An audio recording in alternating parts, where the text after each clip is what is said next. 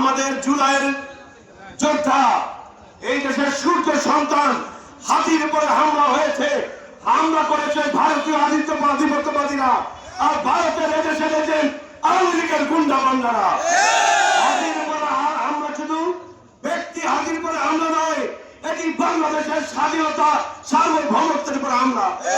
আমরা এই ইন্টারিম গভর্নমেন্টের কাছে দাবি করছি, অনতিবিলম্বে হাতির উপরে হামলাকারীদের গ্রেফতার করে দৃষ্টান্তমূলক শাস্তি দিতে হবে এবং প্রত্যেক জুলাই যোদ্ধাকে নিরাপত্তা দিতে হবে।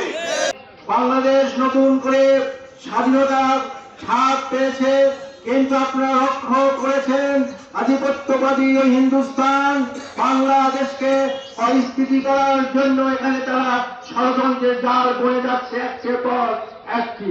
আমরা হিন্দুস্তানি আধিপত্যবাদের বিরুদ্ধে আমাদের সংগ্রাম চলবে। আমরা আজকে বিভিন্ন উদ্যাপন যাচ্ছে আমাদের নতুন প্রজন্ম। আমরা ৭১ দেখিনি, কিন্তু আমরা ৭১ ইতিহাস পড়েছি। ৭১-এর পরবর্তী ২০২৪ সালে গণঅভ্যুত্থানের মধ্য দিয়ে আমরা যে নতুন বাংলাদেশ পেয়েছি, কিন্তু দুঃখের বিষয় হল যারা এই আজাদির জন্য লড়াই করেছে সেই অগ্রসরী হাতির উপরে যে হামলা হয়েছে, এই হামলা শুধু হাতির উপরে নয়, এই হামলা গোটা বাংলাদেশ।